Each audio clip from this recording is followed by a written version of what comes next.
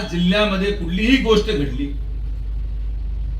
म्हणजे मी अशा परिस्थितीमध्ये आहे की कुठल्याही प्रकारे काही जरी घडलं तरी न कळत माझं नाव त्यामध्ये टाकलं जातं. कोणाचा खून झाला तरी मीच दोषी, खून झाल्यावर कारवाई झाली तरी मीच दोषी, रस्त्यामध्ये खड्डे पडले तरी मीच दोषी. नगर मनमाडच्या बाबतीत मी माझी स्पष्ट भूमिका मांडतो की आज नगर मनमाडचं काम होत असताना कोल्हारच्या पुलाच्या एका बाजूला रस्ता झालेला आहे आणि कोल्हारच्या पुलाच्या दुसऱ्या बाजूला रस्ता झालेला आहे. ठेकेदार तोच आहे, मटेरियल तेच आहे, खडी तीच आहे.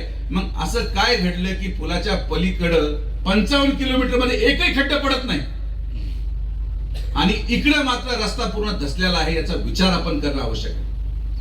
कारण की तिथं त्या ठेकेदाराला पूर्णपणे संरक्षण मिळालं. त्या ठेकेदाराच्या चर्चेनुसार खरं जबाबदारी त्याची आहे रोड डायव्हर्जन करण्याची, पण आपली नैतिक जबाबदारी समजून चालू कामामध्ये गाड्या त्या रस्त्यावर चालू दिल्या नाही गेल्या आणि म्हणून त्या रस्त्यावर एक खड्डा पडलं नाही. मात्र इथं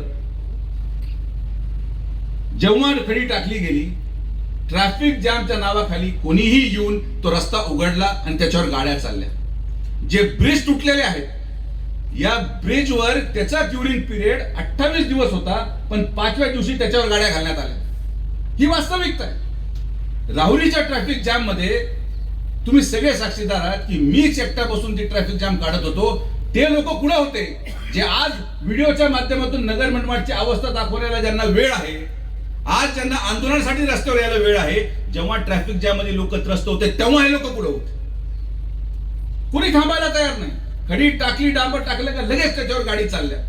कसा रस्ता टिकणार? कॉन्ट्रॅक्टर दोषी आहे, 100% आहे. पण एक गोष्ट मी तुम्हाला आवर्जून सांगतो की जर हा कॉन्ट्रॅक्टर पळून गेला तर मग या रस्त्याला कोणीच वाली नाही. माझं काम तुम्हाला अवगत करणं आहे. मी खासदार नाही, ज्याला लोकांनी निवडून दिलं त्यांचा पत्ता नाही, कोणीच्या रस्त्याला वाली नाही. मी आवर्जून त्या राहुरीमध्ये ट्रॅफिक जॅम होऊ नये म्हणून भाऊ आपल्याला सांगू इच्छितो की या रस्त्याचं डायव्हर्जन साठी होमगार्डचा 7.5 लाख रुपये पगार मी माझ्या खिशातून दिला. बंदे राहुरीचा ट्रॅफिक जॅम होऊ नये म्हणून मी माझ्या 7.5 लाख रुपये घात. काय कारण आहे? पुढे लोकसभा लागली आहे किंवा पुढे काय झालंय असं नाही.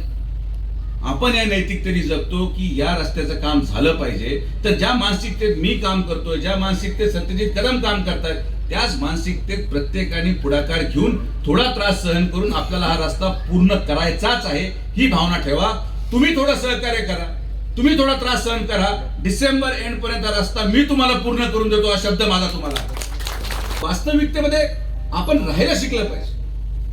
आता त्या ट्रम्पनी इराणवर मिसाईल टाकताना या ठेकेदाराला विचारलं होतं का भाऊंना विचारलं होतं का मला विचारलं होतं मी मिसाईल टाकू का बाबा?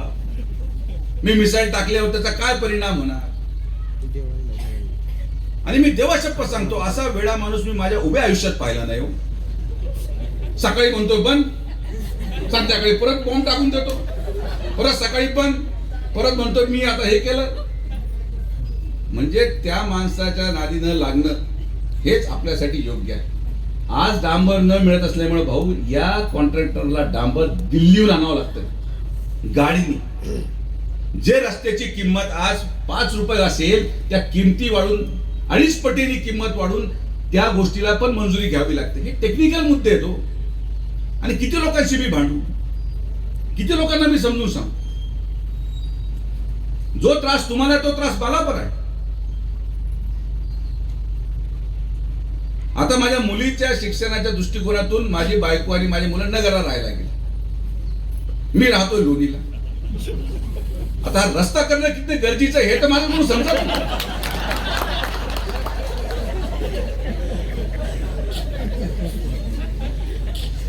मला पण बरं वाटतं रस्ता खराब आहे पण करावंच लागणार, त्याला पर्याय नाही. मला जावं यावं लागतं. जो त्रास तुम्हाला आहे तो त्रास मला आहे. कदाचित तुम्ही इथून निघाला तर राहुरीला थांबालो, मला रोज नगरहून येऊन जाऊन करायचं. तर जनतेच्या त्रासाला आम्ही पूर्णपणे ज्ञात आहोत, पण या त्रासाचं उत्तर आंदोलन नाही, या त्रासाचं उत्तर ठेकेदाराच्या लोकांना मारहाण करणं नाही. राहुरीमध्ये रात्री त्या ठेकेदाराच्या लोकांना जे साईड गटर करत होते त्यांना हाणलं. आज एकही कर्मचारी त्या ठेकेदाराचा राहुरीमध्ये जायला तयार नाही. काय केलं पाहिजे? कोण जाणार तिकडे? मी जाऊन आता कॉन्क्रीट आणि सेंटरिंगचं काम करू? असं नाही होऊ शकत या. आणि तुम्हाला माझं बोलणं वाईट वाटत असेल, मी याच्यावर पण ट्रोल होणार आहे. करा, किती ट्रोल करायचा मला काही फरक पडत नाही. तुम्ही ट्रोल करा, काही करा, पण दोन गोष्टीची वास्तविकता समजून घ्या. हा रस्ता या ठेकेदाराकडून झाला नाही तर परत होणार नाही. आणि दुसरा, हा रस्ता कोणी पूर्ण करू शकतो तो फक्त सुजय विखे पाटीलच पूर्ण करू शकतो, ही पण वास्तविकता.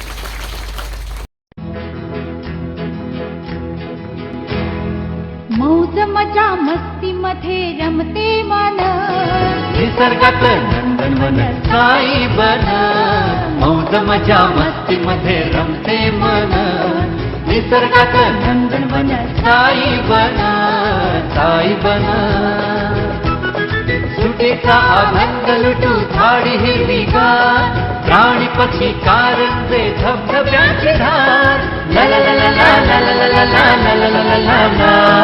विरंगुळा विसाव्याचे वेचू क्षण, मौज मजा मस्ती मध्ये रमते मन. निसर्गातलं नंदनवन साई बन. साई बन. टेन्शन पासून राहू दूर, आनंद घेऊ पुरेपूर. हुरडा पार्टी वनभूषण या वैशिष्ट्यांसह अल्पावधीत लोकप्रिय झालेलं पर्यटन स्थळ साईबन.